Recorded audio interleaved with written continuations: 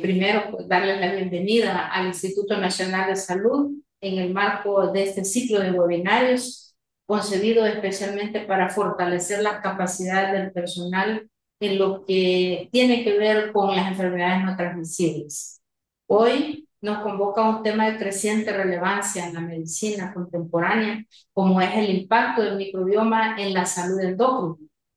Sabemos que hay billones de microorganismos en nuestro cuerpo que habitan principalmente en zonas en mayor cantidades y producción muy potencial, como lo es el tubo digestivo, que desempeñan un papel fundamental en la regulación hormonal y el equilibrio metabólico. Comprender esta interacción nos abre puertas muy grandes en lo relativo a la prevención, al diagnóstico y al tratamiento de las enfermedades y de las condiciones endócrinas particularmente, por decir una de ellas. Para abordar este fascinante tema, tenemos el honor de contar con la doctora Claudia López Romero, una profesional muy destacada, con trayectoria nacional e internacional, quien es graduada de doctora en medicina de la Universidad de El Salvador, especialista en endocrinología, metabolismo y nutrición por el Hospital Nacional Rosales, además internista, diplomada en terapia hormonal del envejecimiento, y su formación incluye estudios en genética del Hospital Winthrop de Nueva York, una maestría en patología tumoral endócrina por la Universidad Tec de España y un diplomado en osteoporosis del Instituto de Investigaciones Médicas de Argentina. Además, la autora ha contribuido en investigaciones claves sobre cáncer papilar, tiroideo y tumores hipoficiarios y ha sido una médica colaboradora de la Asociación Salvadoreña de Diabetes ASADI, pues impulsada por el maestro recordado, el doctor Cerritos, perdón, Roberto Cerritos, a quien todos pues admiramos y recordamos con mucho cariño. Actualmente la doctora ejerce en la práctica privada en la medicina endocrina. Hoy la hemos sacado de su contexto para venirnos a compartir este importante tema. Es miembro activa de la Endocrine Society desde el 2020. La doctora López siempre ha contribuido cada vez que le pedimos ayuda a invitaciones como estas, que son temas muy interesantes. Decirle que agradecemos de entrada, de antemano, este intercambio académico tan interesante que está a punto de iniciar y que este año hemos dedicado completamente a las enfermedades no transmisibles, particularmente a todas las crónico-degenerativas cardio-nefrometabólicas, que son como un preámbulo para prepararnos para la encuesta nacional de enfermedades crónicas 2026, que ya estamos organizando con mucho entusiasmo. Bienvenida, estimada doctora López, al instituto. Nosotros nos honramos de recibirla y reconocer su alto valor profesional y humano, y estamos muy alegres de tenerla aquí. Solo le cedo el micrófono. Bueno, buenas tardes a todos. Muchas gracias, doctora, por todas sus palabras. La verdad que es un gusto venir acá, pues, y poder platicar un poquito acerca de este tema. Ahora vamos a hablar un poquitito sobre el impacto del microbioma en la salud endocrina. Eh, pero no es cierto. Quizás la primera pregunta es esto. ¿Estamos solos en el universo humano? Pues en realidad no, ¿verdad? No estamos solos.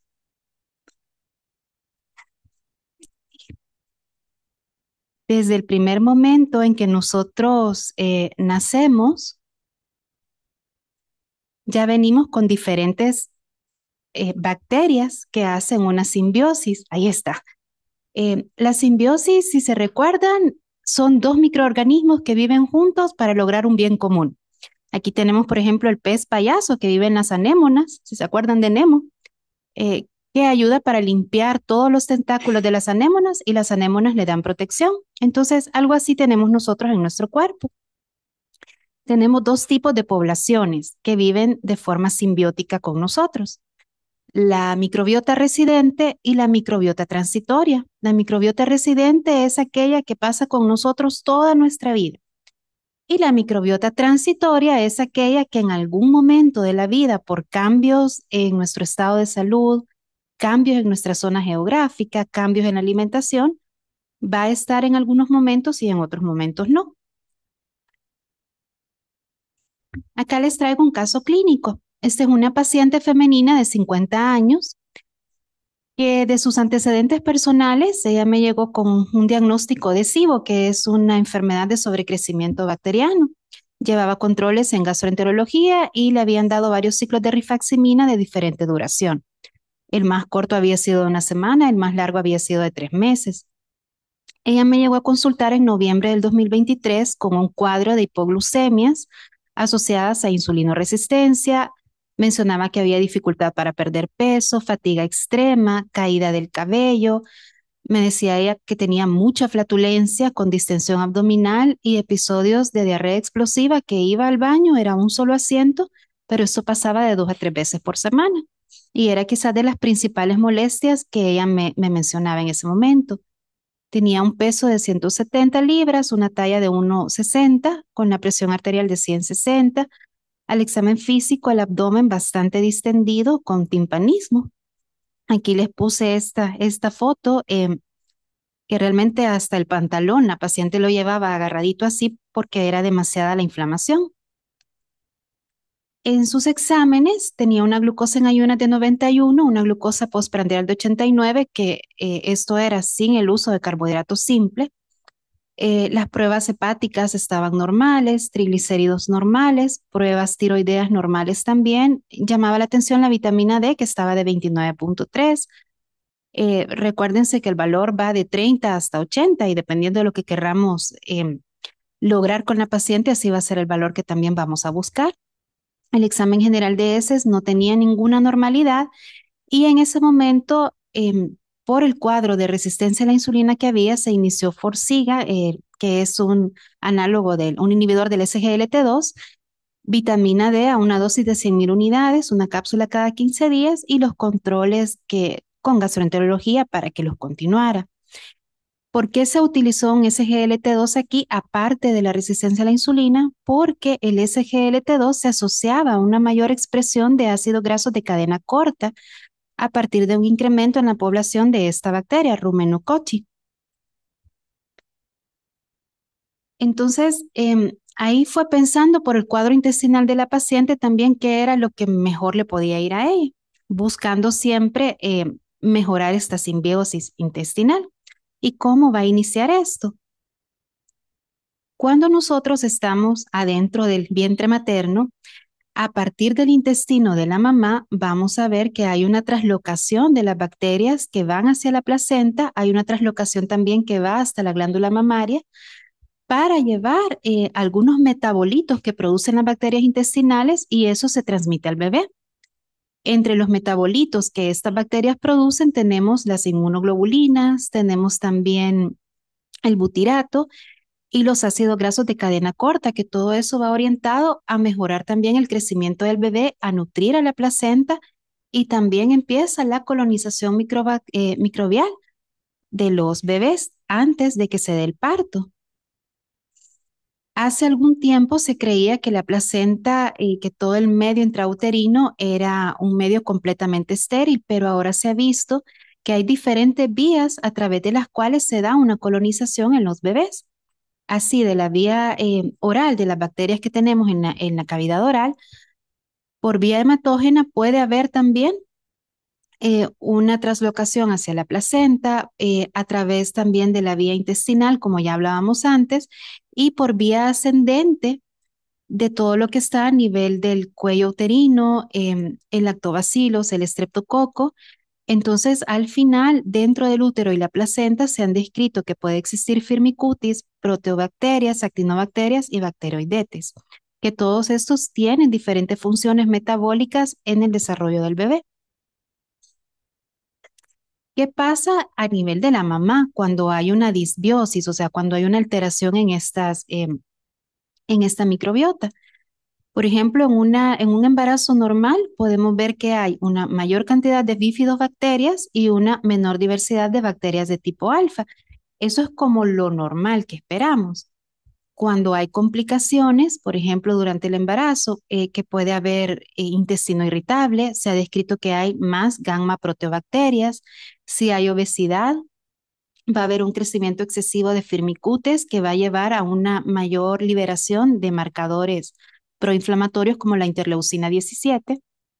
Si tenemos también diabetes durante el embarazo, aquí tenemos todas las bacterias que están elevadas y también me llamó bastante la atención el tipo de bacterias que describían en las pacientes que habían desarrollado preeclampsia.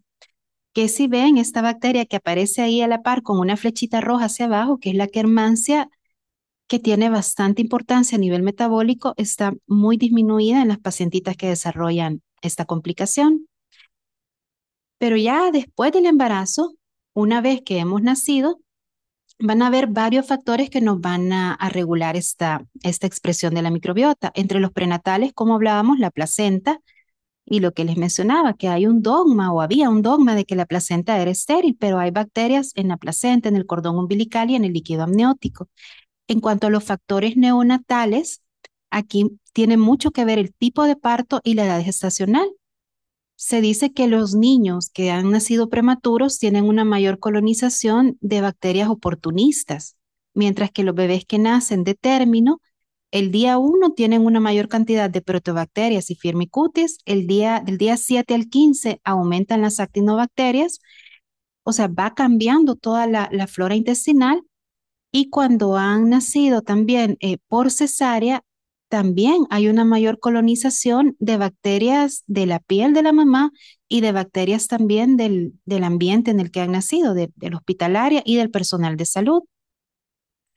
En los factores postnatales tiene que ver la alimentación, si ha sido con lactancia exclusiva, si ha sido con fórmula, la locación geográfica, los miembros de la familia, si son bebés que son hijos únicos o si tienen más hermanos, si tienen interacción con otras personas o no, la dieta que tiene la mamá también, si es una dieta rica en grasa, rica en carnes o rica en vegetales o con bastantes frutas, o sea, todo eso tiene que ver.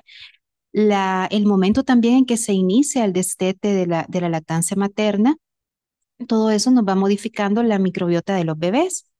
A los 12 meses, independientemente de que hayan tenido lactancia materna o que hayan tenido pues una lactancia con fórmula, usualmente la microbiota ya la describen como más homogénea. Y me llamó la atención este estudio que se llama Koala, que lo hicieron en los Países Bajos, que ellos mencionaban que los niños que tenían hermanos tenían una mayor cantidad de bifidobacterias y una gran cantidad de microbiota, de variedad de la microbiota, pero no lo describían con las mascotas. Con las mascotas no desarrollaban mayor alteración tampoco. Esto para todos aquellos que dicen que van a ser el niño y hay que regalar el perrito, ¿verdad? Luego aquí tenemos también un poquito las diferencias del parto vaginal y de la cesárea. En el parto vaginal, al momento del parto hay una introducción a la flora vaginal que lleva a la colonización por lactobacilos. Eso entra a la flora intestinal y se da un desarrollo normal del sistema inmunológico y producción de citoquinas. A nivel de un parto por cesárea, hay introducción a la flora de la piel por estafilococo y también a la flora externa del personal médico que está atendiendo al bebé. Y en algunos casos puede haber una colonización anormal, entonces se ha descrito un poquito más de riesgo para el desarrollo de asma, atopias, rinitis, intolerancia al gluten, a la lactosa y retardo también en la lactación. En cuanto a la distribución normal de la microbiota ya en una persona adulta, aquí podemos ver a la izquierda un poquito la distribución de las bacterias. Llama la atención que el pH interviene también en esto. Por ejemplo, a nivel gástrico, tenemos un pH entre 1 a 3, a nivel del duodeno, el yeyuno y el ilium, tenemos entre 6 a 7 y a nivel del colon un pH un poquito más básico de 7.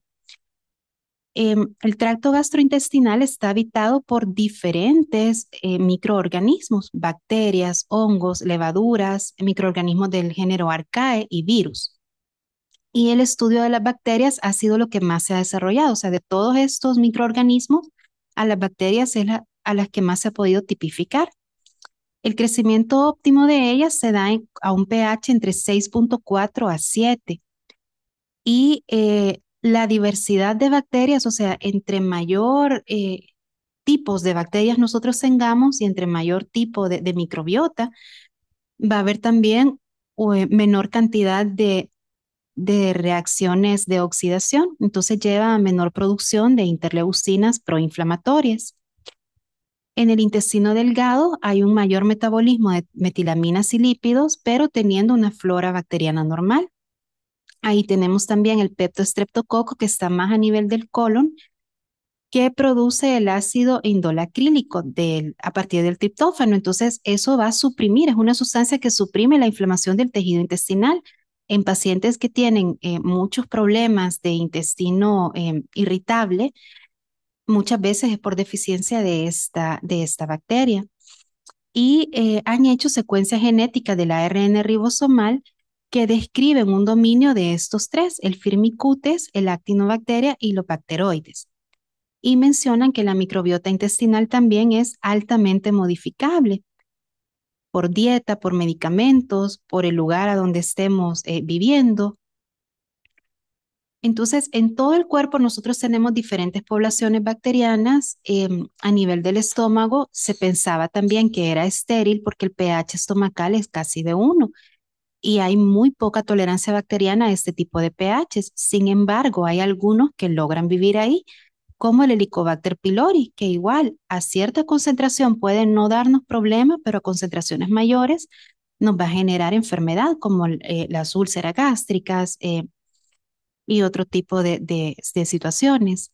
El lactobacilos, el estreptococo, la prebotela, la bellonela. Y mencionan, por ejemplo, que el uso de los inhibidores de bomba de protones alteran la microbiota gástrica. En el intestino delgado tiene un bajo contenido de microbiota porque el tránsito intestinal ahí es bastante rápido. El pH es ácido por su cercanía a la mucosa gástrica también y hay una mayor disponibilidad de oxígeno y la mayoría de estas bacterias son anaerobias. En el colon hay una mayor cantidad de bacterias, tenemos firmicutes y bacteroides, que estos son los más abundantes en nuestro cuerpo, y menor cantidad, por ejemplo, de Prevotella, ruminococos, el Fecalibacterium y el Clostridium, que son bacterias que intervienen en la digestión de los carbohidratos complejos. Son papa, yuca, plátano, frijoles, arroz, o sea, todos esos son los carbohidratos complejos. En cuanto a las fibras de la dieta, estos se van rompiendo en ácidos grasos de cadena corta que van produciendo butirato, acetato y propionato, que eso es como la comidita de esas bacterias que están en el lumen intestinal.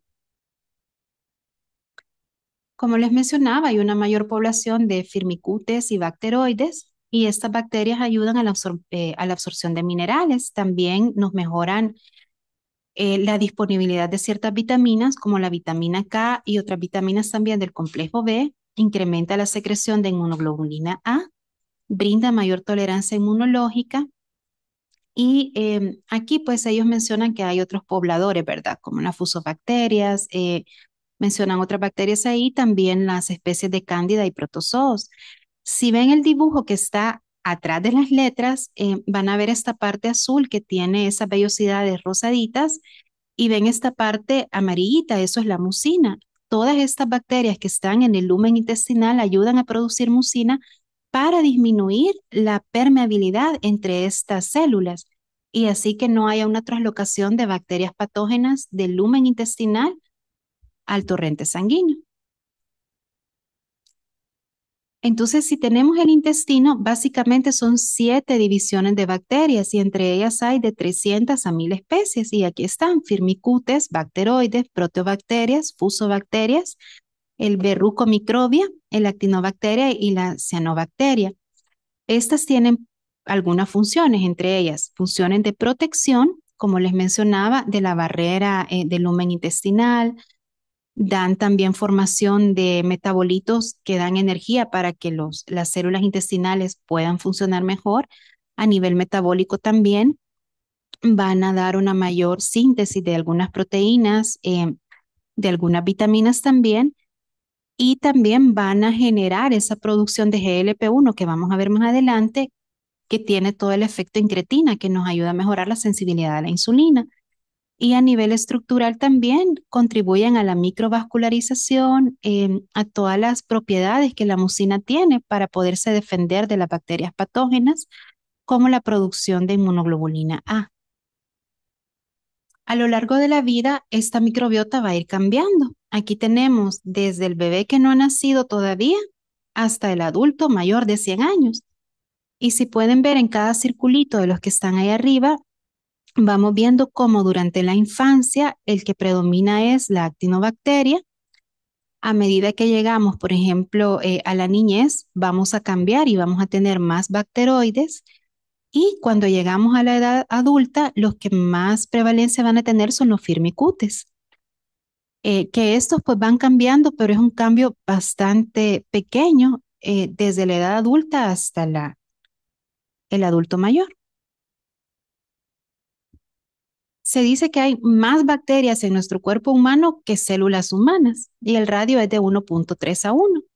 Aproximadamente son de 10 a 100 trillones de bacterias simbióticas en el cuerpo humano y son más de 10.000 especies. O sea, no se han descrito todas.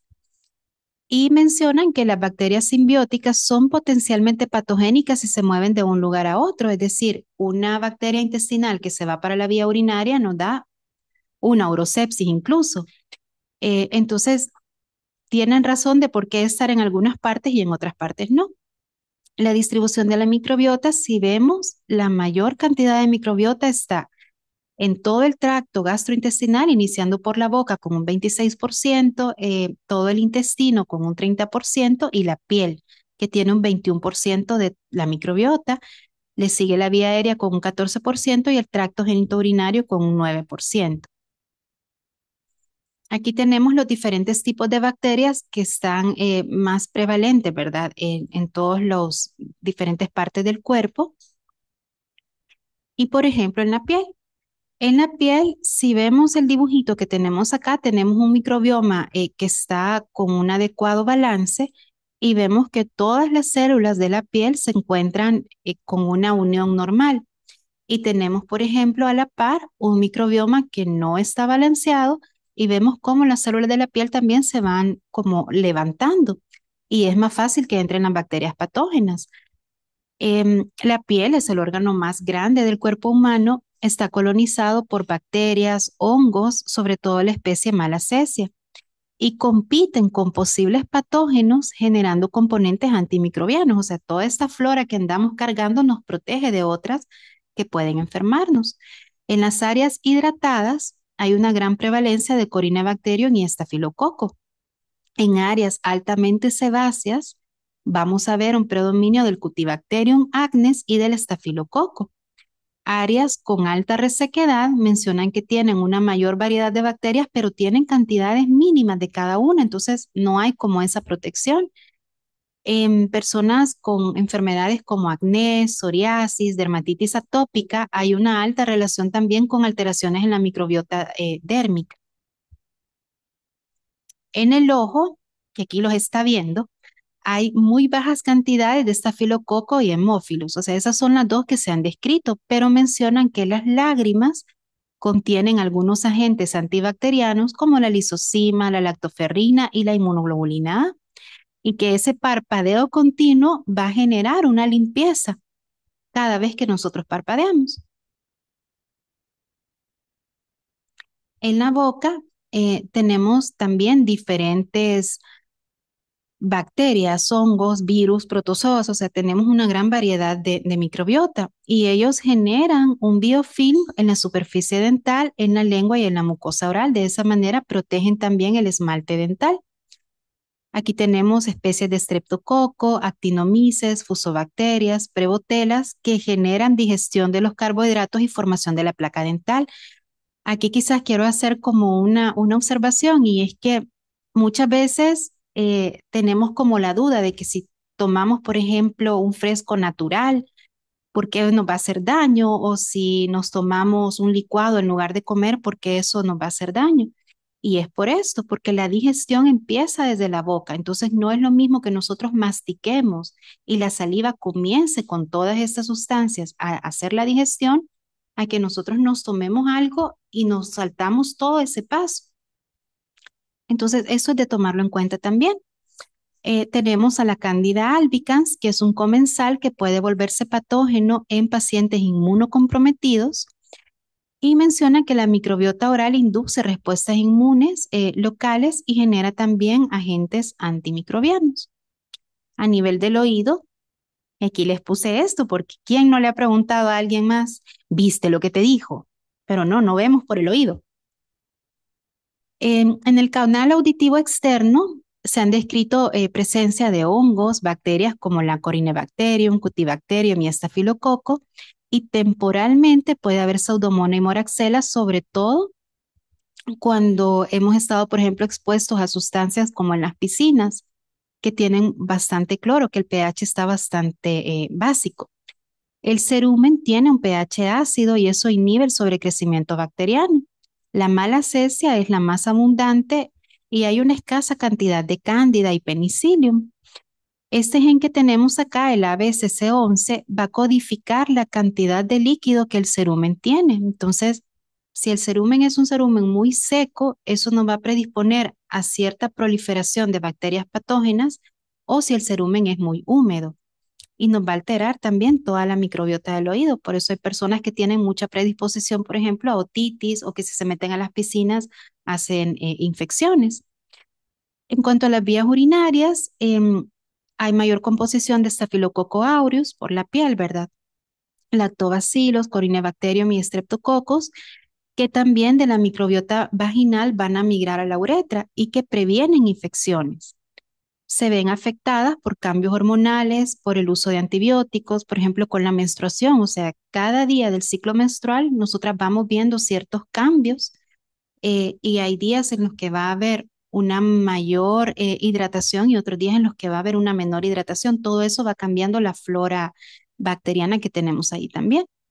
La higiene, el tipo de ropa, la actividad física, el ciclo menstrual, o sea, todo eso nos va alterando la microbiota de las vías urinarias.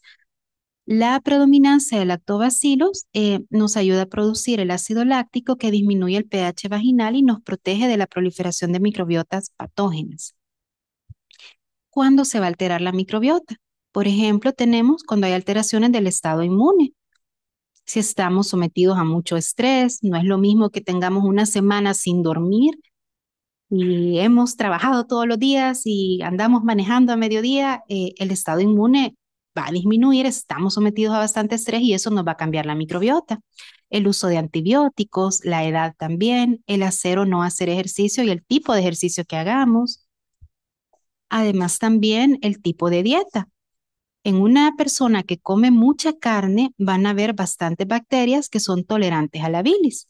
En pacientes que consumen muchos vegetales vamos a tener bacterias que son capaces de romper las fibras de los vegetales. Aquí tenemos la Roseburia y el Eubacterium. Además también la higiene personal que tengamos, el tipo de jabones que utilicemos y como les mencionaba también la forma en la que venimos a este mundo, ¿verdad? Y la distribución geográfica. ¿Qué pasa cuando hay una alteración en esta microbiota? Hay diferentes estudios que han asociado algunas alteraciones en particular con algunas de estas enfermedades. Acá tenemos a nivel del cerebro, enfermedad de Parkinson, Alzheimer, algunas enfermedades neurodegenerativas, efectos cerebrales en la regulación del apetito, el estado de ánimo, el estrés crónico, las adicciones. Hay un estudio que encontré por ahí buscando información para esta charla que hablaba mucho de la depresión y la deficiencia de Akkermansia, que realmente pues llama bastante la atención eso. Enfermedades hepáticas también que se han asociado con cambios en la microbiota, no como etiología principal, pero hay asociaciones ahí. La obesidad, la diabetes, enfermedades inflamatorias de bajo grado, artritis, eczemas, alergias. Entonces, realmente la microbiota es como otro órgano más que nosotros tenemos y que nos ayuda a controlar el resto de funciones.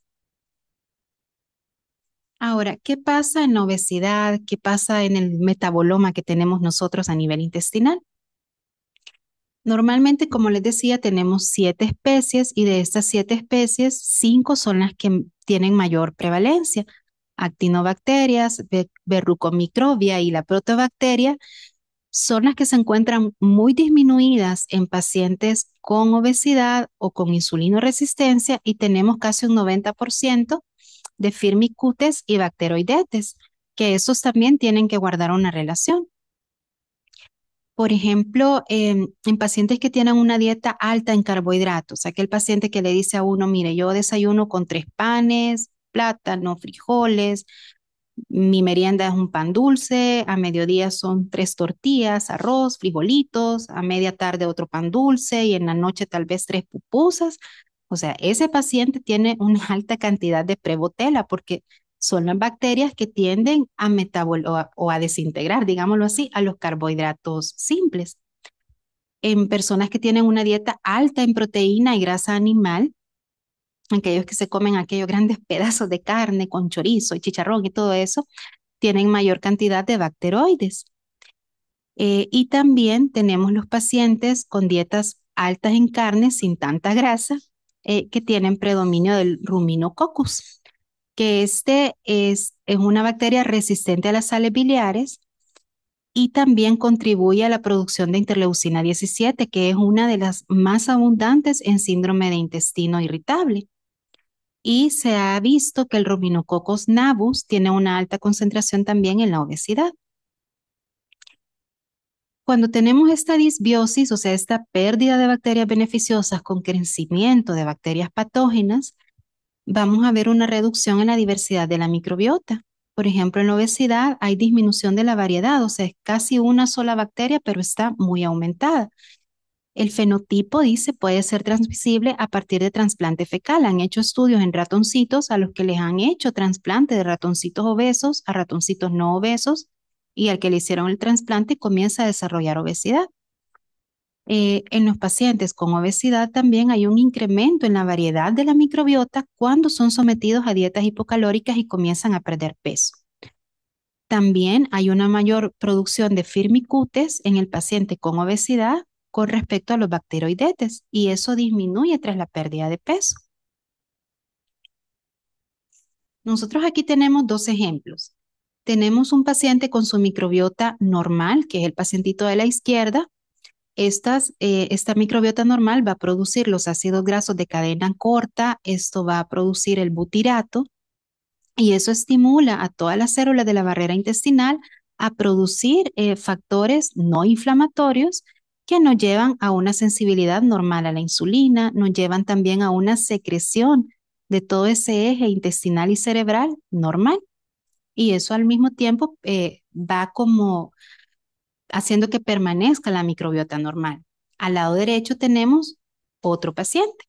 Acá tenemos un paciente con disbiosis. Esta disbiosis lleva a la producción de lipopolisacáridos y el lipopolisacárido llega a la barrera intestinal y es como que la abriera para permitir que todas estas bacterias patógenas entren y aparte de eso también estimulen la producción de sustancias proinflamatorias, interleucina 6, factor de necrosis tumoral, y eso nos lleva a un estado proinflamatorio que nos va a dar resistencia a la insulina, nos va a llevar también a enfermedad metabólica del hígado eh, y nos lleva a toda una función intestinal anormal. Se ha descrito también la deficiencia de esta bacteria que es la Akkermansia, la que les mencionaba antes. De un 1 a un 4% de la microbiota intestinal normal es Akkermansia y esta bacteria usa la mucina intestinal como energía y produce monosacáridos y ácidos grasos de cadena corta, que eso es como la comidita que ella le prepara a sus otras compañeras que están ahí en el intestino. El incremento en esta bacteria ayuda también a disminuir los triglicéridos. Puede mejorar también si tenemos una dieta hipocalórica, si utilizamos granada o extractos de granada, la suplementación con resveratrol, nopal, chía, proteína de soya, que son cosas que podemos como ir incorporando también a nuestra alimentación.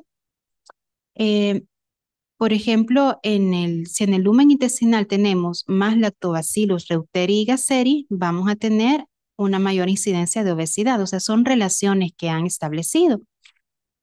pero realmente mencionan que es un reto clasificar las comunidades de bacterias asociadas a obesidad porque hay diferentes fenotipos y estos son como los que se van repitiendo en cada estudio que hacen utilizando secuencias de ARN ribosomal. Y es que recordemos que la obesidad tiene una etiología multifactorial que se asocia a perfiles metabólicos particulares con metabolitos circulantes que se ven solamente en los pacientes con obesidad. Este investigador, Moore y sus colaboradores identificaron 18 metabolitos que estaban en gran cantidad, entre ellos, por ejemplo, la butirilcarnitina, que es un marcador de oxidación de ácidos grasos que se veía más en los pacientes con obesidad. Este otro investigador, Sao y colaboradores, realizaron un seguimiento por 5 años en 300 mujeres mexicanas y vieron que ellas tenían estas sustancias: acetilcolina, acetilglicina, ácido hipúrico, leucina, urato y santinas, pero las pacientes que habían ganado más peso en esos 5 años tenían más expresión de estos componentes. Aquí en este cuadrito realmente quizás lo que llama un poquito más la atención si nosotros vemos las bacterias que están disminuidas tanto en diabetes como en el síndrome metabólico, la prediabetes o la insulinoresistencia, ahí nos dice que en 4 estudios para insulinoresistencia y 3 estudios vieron deficiencia de Clostridium y vieron también deficiencia del Fecalibacterium y estaban incrementados en el síndrome metabólico y en la diabetes, sobre todo el lactobacillus, el estreptococo. Y aquí abajo tenemos también la Escherichia. Entonces, ahí ellos, porque este fue un metaanálisis, comenzaron a revisar diferentes estudios y esto fue lo que ellos pudieron demostrar, ¿verdad? Tenemos este eje intestino, microbiota y cerebro. Realmente el intestino juega un papel muy importante en toda la regulación de las funciones cerebrales. Si vemos aquí, tenemos al lado izquierdo un predominio de bacterias de tipo gram negativas que van a incrementar la producción del lipopolisacárido y eso a su vez nos va a llevar a una disminución del óxido nítrico, nos va a llevar a un aumento de la trimetilamina y un aumento de la expresión de los toll-like receptors, que estos nos van a ir a actuar a nivel del hígado para incrementar la resistencia a la insulina y llevarnos a una enfermedad metabólica del hígado. Por el contrario, del lado derecho podemos ver que si hay una microbiota normal, ¿verdad? Una microbiota conservada, va a haber mayor liberación de butirato y el butirato va a ir a estimularnos la producción de GLP-1, de péptido IgE y de GLP-2, que a su vez van a ir a regular a la grelina, que es una hormona orexigénica, ¿verdad? Que es la que nos da mucho apetito y van a disminuir la expresión de grelina y van a aumentar la expresión de leptina, que es la que nos da también la saciedad. Nos va a ir a actuar a nivel del páncreas, va a ir a actuar a nivel de los adipocitos también. Entonces, sí es bastante importante, ¿verdad? Todo el papel que juegan en cuanto a la liberación metabólica. Aquí tenemos las células L del intestino, que son células enteroendocrinas. Entonces, estas células tienen un receptor de ácidos grasos libres. La mucina que se encuentra sobre estas células nos estimula este receptor. Además, también la mucina genera sustancias que funcionan como prebióticos, que es la comidita de estos microorganismos, que van a favorecer la formación de firmicutes para que estos liberen butirato. Y esto se ha visto que en diabetes está disminuido en los pacientes con diabetes tipo 2. Todo este mecanismo nos lleva a la liberación de GLP-1, de GLP-2, que nos va a aumentar, por ejemplo, la expresión de insulina, nos va a mejorar la preservación de la célula beta, disminuye el glucagón, disminuye la movilidad intestinal, aumentando la saciedad y nos lleva también a una disminución en la ingesta de comidas. En cuanto a la disbiosis, o sea, ¿qué pasa? Porque aquí se veía como bien bonito, ¿verdad? Como con la estimulación de la célula L se va a producir el GLP-1, pero ¿qué pasa cuando no tenemos esa función normal? Entonces, no se va a dar la producción de GLP-1 y esto llama la atención porque el GLP-1 en pacientes con insulinoresistencia tiene una menor vida media que en pacientes que son sensibles a la insulina. Y en el paciente diabético la vida media disminuye todavía más, igual con el péptido IgE, que ambos nos dan sensación de saciedad y tienen todo el efecto incretina a nivel del páncreas, del hígado y el tejido adiposo y el músculo. Además, cuando tenemos una disbiosis, va a haber un aumento en la expresión de grelina, entonces vamos a tener mayor apetito. Mencionan que la microbiota mejora esta producción del péptido IgE y de la leptina en el adipocito a través del butirato y pues que nos bloquea el efecto de la grelina. Pero ¿cómo hacemos para evaluar esta microbiota intestinal? Porque me va a decir alguien, sí, ¿verdad? Pero yo ¿cómo voy a hacer si es Fusobacterium, Actinobacterium o qué tiene el paciente? Hay formas de evaluarlo.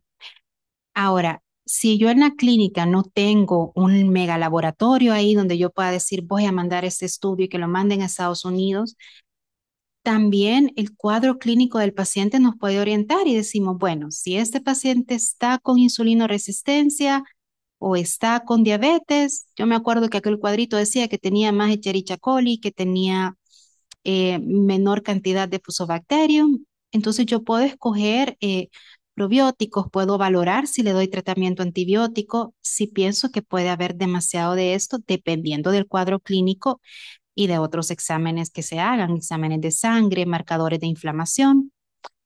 Pero hay un estudio donde utilizan una proteína C reactiva cuantitativa que se llama GMAP. Entonces, esto investiga qué bacterias patógenas hay a nivel intestinal, virus, parásitos, qué bacterias beneficiosas tiene el paciente, si hay presencia de hongos y levaduras como cándida.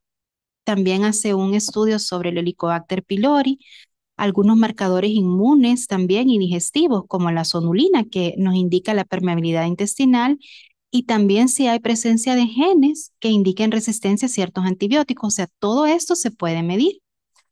Sin embargo, no es como un estudio que nosotros lo podemos mandar de rutina. En el caso de la paciente, ella continuaba con probióticos, con antibióticos, siempre con la rifaximina.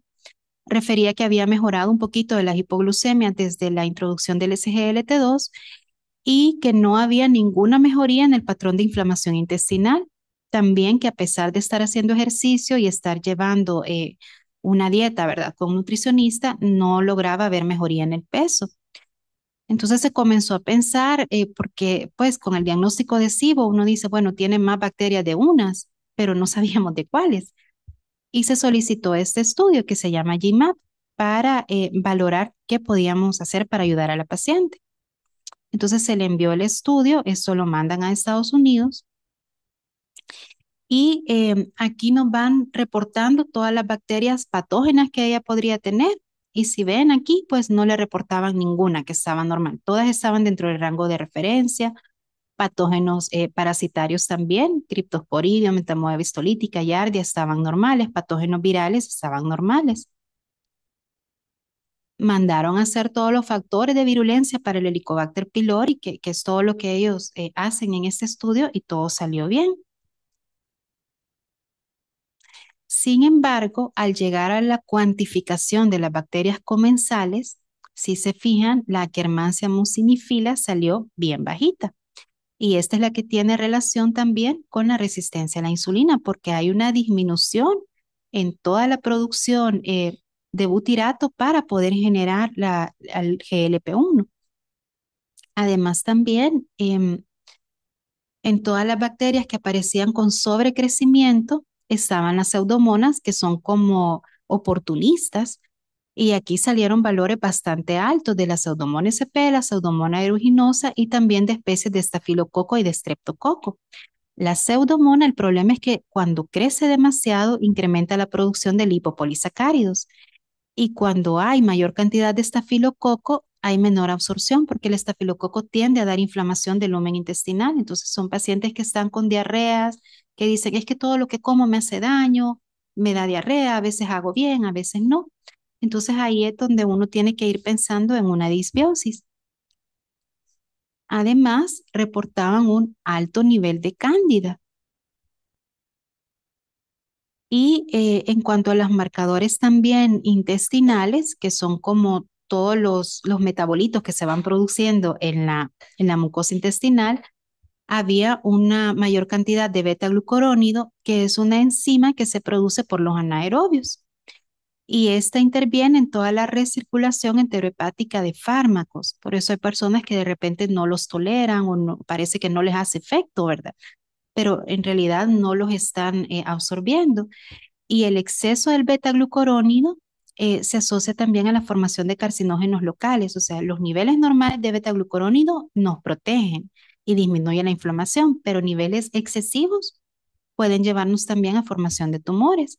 Y la inmunoglobulina A, que apareció bastante alta. Entonces, en este caso se puede ver elevada en estados inflamatorios crónicos o enfermedades autoinmunes.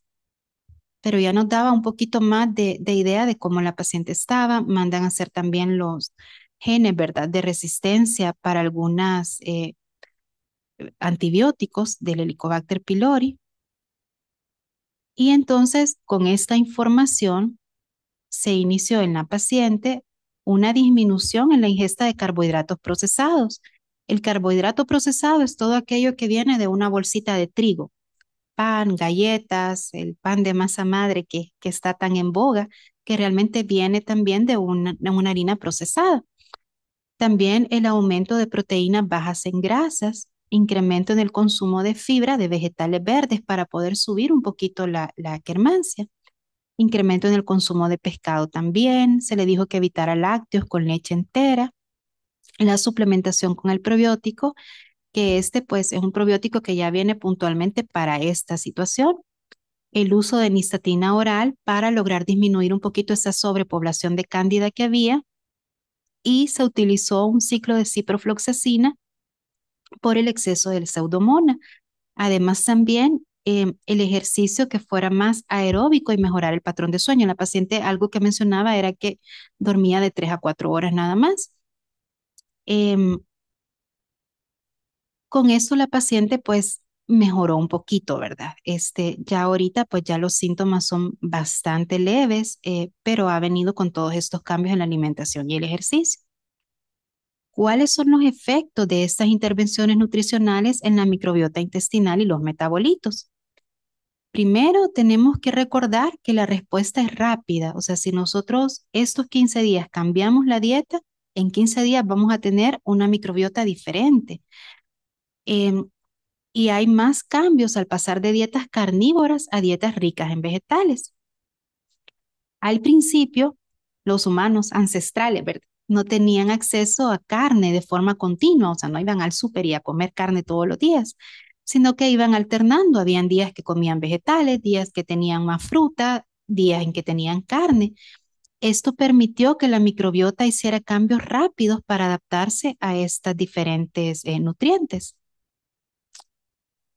¿Qué pasa con la dieta cetogénica? La dieta cetogénica la podemos ver desde dos tipos, digámoslo así. La dieta cetogénica pura, que es aquella que tiene aquí abajo la alta ingesta de grasas, que eso nos va a reducir la diversidad de la microbiota intestinal. Y tenemos la dieta cetogénica con baja ingesta de carbohidratos simples, o sea, todo aquello procesado, que es así, nos incrementa la concentración de Akkermansia e incrementa esta otra bacteria, el Parabacteroides, que ayuda a reducir peso, mejora también un poquito el metabolismo de la glucosa, generando mayor producción de GLP-1 y también disminuye la producción de citoquinas proinflamatorias, mejorando también la estetosis hepática, produce succinato y ácidos biliares secundarios. Aquí tenemos dos ejemplos. Por ejemplo, ahí arriba tenemos una dieta muy baja en carbohidratos, con pescado, huevo, aguacate, y abajo tenemos huevito con tocino y chorizo. O sea, son dos dietas libres de carbohidratos, pero bien diferentes una de la otra. La dieta mediterránea, que consiste más que todo en el consumo de aceite de oliva, vegetales, frutas, cereales no procesados, legumbres, pescado, queso y vino. Y el consumo de carne es bastante limitado. En estos pacientes hay un incremento en los bacteroides que mejoran la sensibilidad a la insulina porque también producen mucho butirato que favorece la producción de GLP-1. Hay un aumento también en la excreción de glucurónido urolitina en la orina Y este metabolito se asocia a bajos niveles de triglicéridos, de masa grasa y de peso corporal. Y también hay una reducción de la liberación de ácidos biliares a nivel de las heces y se asocia a menores presiones arteriales. Tenemos también la dieta vegetariana y la dieta vegana. Son dietas basadas en vegetales que aquí incrementan aquellas bacterias que van rompiendo las fibras y que producen también butirato. Hay aumento, por ejemplo, de los firmicutes con respecto a los bacteroides y un microbioma rico en firmicutes lleva un aumento en la producción de ATP, en la producción de energía. Entonces el intestino va funcionando mejor también. Mencionan que el Ruminococcus aumenta y produce butirato, que tiene efecto antiinflamatorio, menor rigidez arterial y que esta bacteria tiende a aumentar cuando hay un consumo bajo en carnes. En cuanto al ejercicio, esto también me llamó bastante la atención porque no siempre más es mejor. En el ejercicio hay un aumento en la producción de ácidos grasos de cadena corta, que básicamente esto es la comida de toda esta microbiota que vive en el intestino.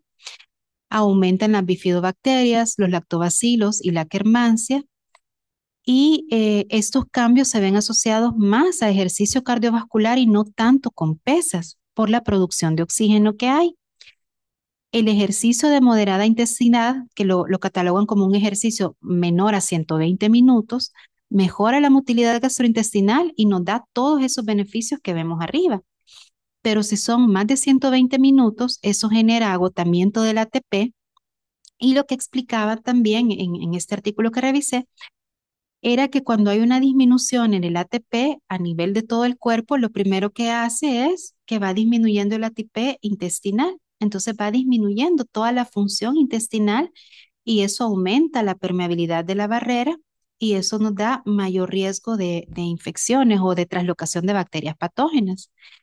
Mencionan que en atletas de alta resistencia, un 30 o un 50% presentan malestares intestinales que pueden decir, no, yo cada vez que corro, hago ejercicio, tengo que ir al baño o paso con diarrea o si como esto lo siento pesado. Em, y en ellos también tiene que asegurarse un aporte nutricional adecuado, es decir, si van a hacer un ejercicio de alto rendimiento, entonces la cantidad de energía que tienen que consumir tiene que ser acorde a ese ejercicio para que alcance para el funcionamiento intestinal. Ahora, ¿qué es un prebiótico y qué es un probiótico? Porque muchas veces uno va a la farmacia y dice, bueno, hoy oí a esa doctora que llegó a hablar ahí, me voy a ir a comprar un probiótico. Pero, ¿cuál es la diferencia entre estos dos? Los probióticos son microorganismos vivos. Estos están presentes en comida fermentada, el yogur, el kefir, otras comidas fermentadas como el chucrut, el kimchi, ¿verdad? Que no lo comemos mucho nosotros acá. Y los prebióticos son fibras no digeribles, que son la comidita de estas bacterias que están ahí. Entonces, los prebióticos los encontramos en comidas ricas en fibra, frutas, verduras, legumbres y cereales integrales. ¿Qué factores tenemos que considerar cuando seleccionamos un probiótico? Primero, el tipo de cepas. Si nosotros vemos, hay probióticos que son más lactobacilos, hay probióticos que dicen bifidobacterias, hay probióticos que traen hasta 7 tipos de lactobacilos. Entonces, si nosotros tenemos cierta idea de cómo está la flora normal de nuestro cuerpo, decimos, bueno, esta persona tiene infecciones de vías urinarias a repetición, entonces me voy a ir orientada un poquito más a la deficiencia que hay ahí, que puede ser de lactobacilos. Y por eso hay que seleccionar la más adecuada a la patología del paciente. La cantidad de unidades formadoras de colonias. Esto es el número de bacterias vivas que traen los probióticos y hay que buscar al menos aquellas que tengan 1.000 millones de unidades. Y la estabilidad. Hay probióticos que si uno se fija dice mantener en refrigeración. A veces no nos fijamos y así los tenemos guardados, pero como son animalitos, pues se mueren, ¿verdad? Entonces, ver si necesitan o no estar a una temperatura específica. En general, la microbiota nos va acompañando desde nuestro nacimiento y genera una relación de simbiosis en nuestro cuerpo. Hay diferentes factores que nos van a alterar la la microbiota, ¿verdad? Y que nos van a contribuir al desarrollo de una enfermedad, así como hay enfermedades que van a generar cambios a nivel intestinal y nos van a dar esos cambios en la microbiota. Al momento hay diferentes estudios evaluando la relación con enfermedades neurológicas degenerativas, acciones a nivel reproductivo, hay un estudio bastante bonito de eso, y para valorar, ¿verdad? Posibles terapias coadyuvantes, porque no vamos a decir que con un probiótico vamos a curar una enfermedad, pero sí podemos ayudar a que el paciente mejore. Y existen diferentes maneras de mejorar también esta microbiota con el estilo de vida, el uso de prebióticos y probióticos. Ahora los prebióticos son verduras, son frutas, o sea, si comemos mucho de eso, estamos también nutriendo a nuestro intestino. No sé si alguien tiene alguna pregunta.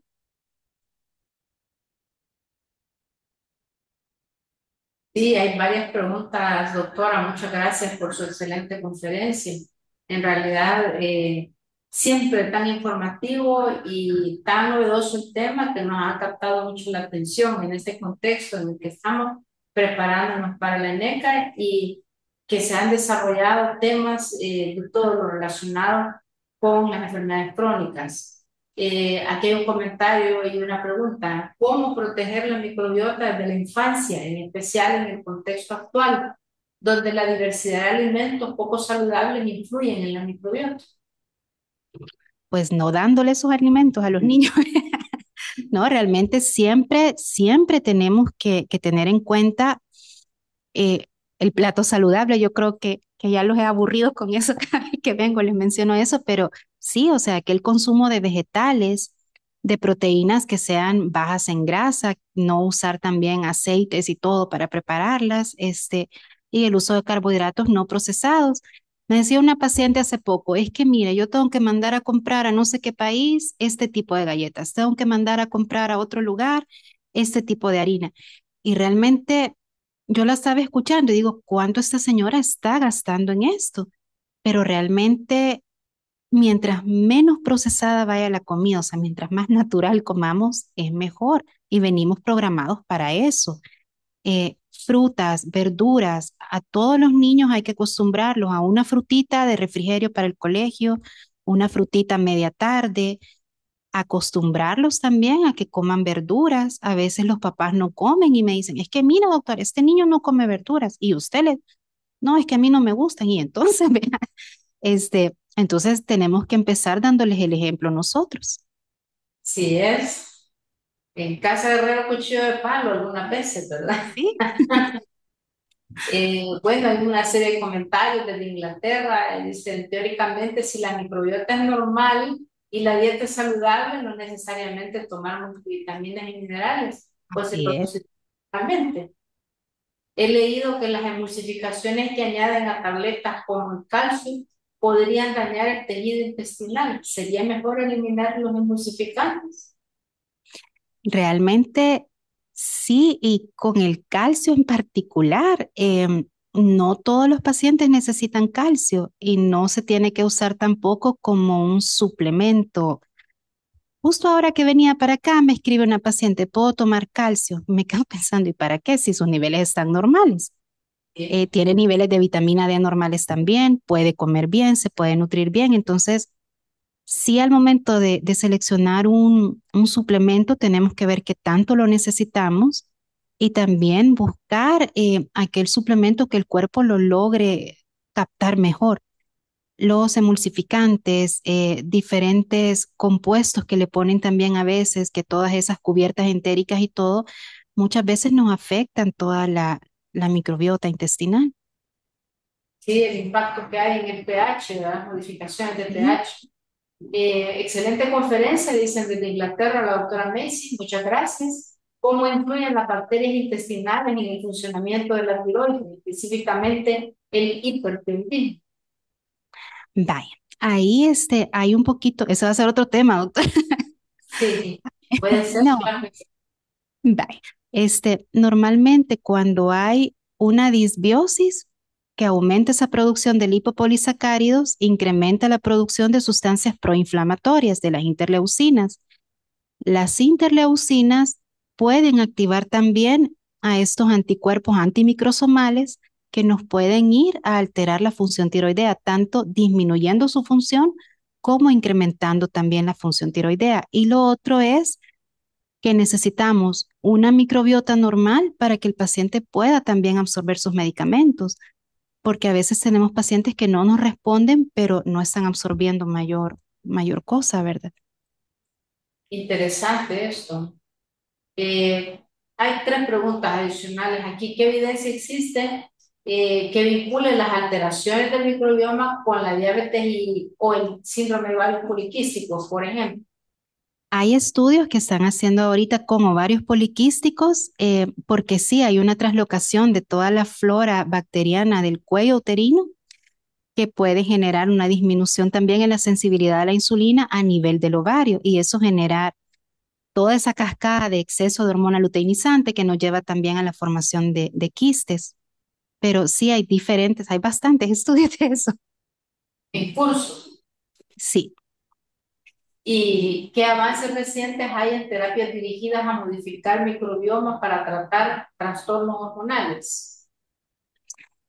Bueno, como les mencionaba, quizás para mí de las cosas más novedosas son esto del GMAP ahorita, que ya uno puede ir viendo realmente qué es lo que el paciente tiene de deficiencia y claro, se manda en pacientes que uno ve que tienen algún desbalance hormonal, que tienen también síntomas, ¿verdad? Gastrointestinales.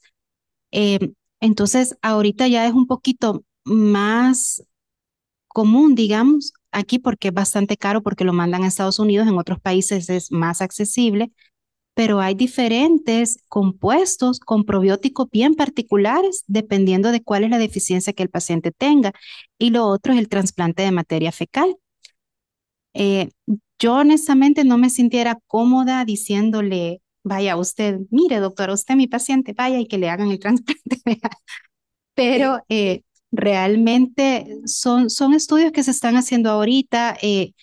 Encontré bastantes estudios en ratoncitos que generaban mayor obesidad, que generaban también no remisión de la diabetes, pero un mejor control al hacer trasplante de materia fecal, que es como algo novedoso que todavía no veo que tiene mucha evidencia.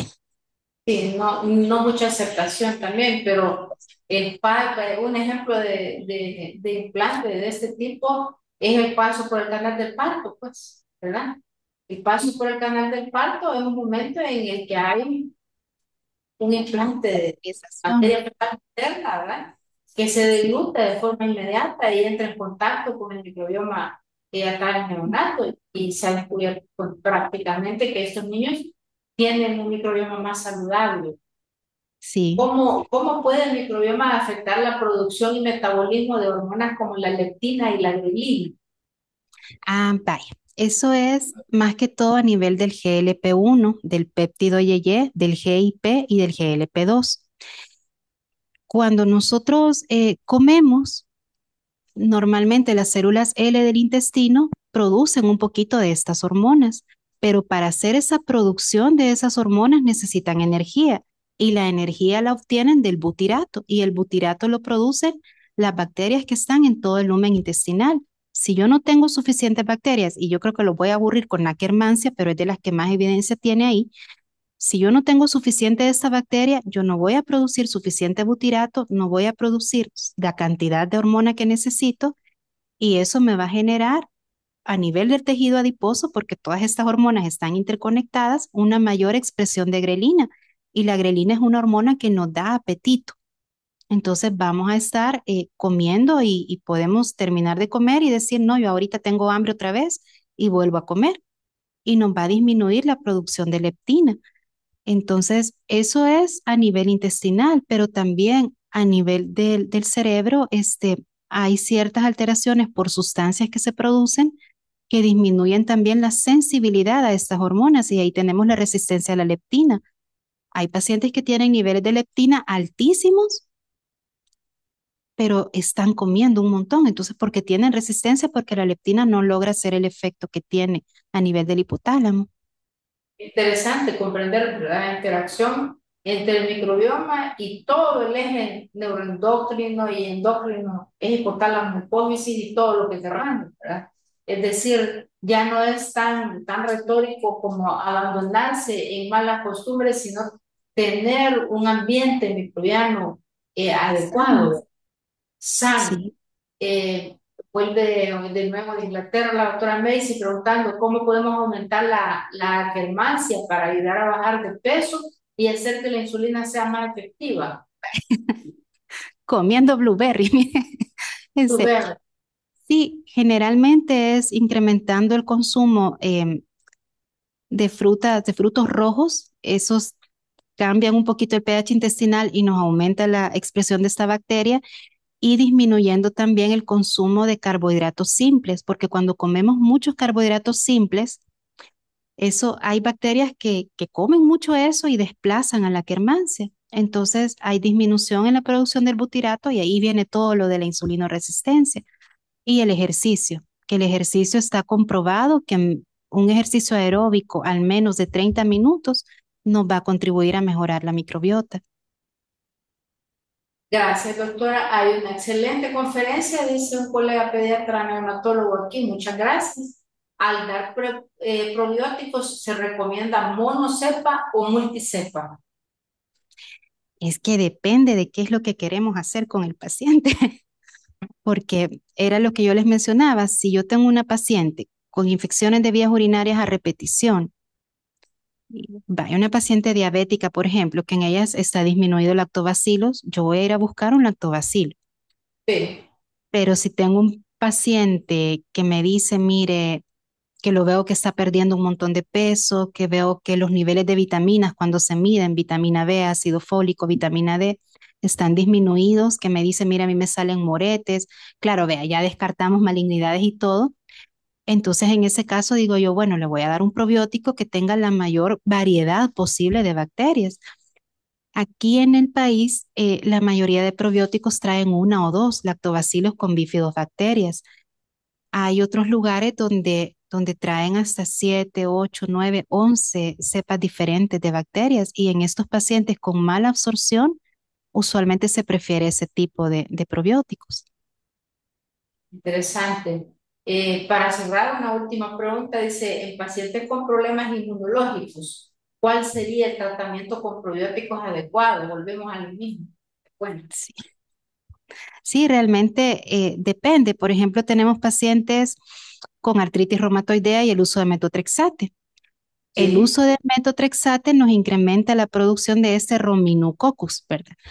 Que ya vimos que a niveles altos puede dar también la producción de interleucina 17 y eso va a generar mucha inflamación. Y les menciono lo de la artritis reumatoidea quizás porque es como un poquito de donde hay más información, pero esos pacientes van a tener más inflamación. Entonces, en ese caso, más que buscar dar un probiótico, buscar una alimentación saludable para que el paciente vaya normalizando esa flora, para que vaya disminuyendo esa sobrepoblación bacteriana. interesante. Esto tiene para más, como usted dice. Hay una gama de conferencias que se van a dar que tienen que ver con la niñez y con la adolescencia.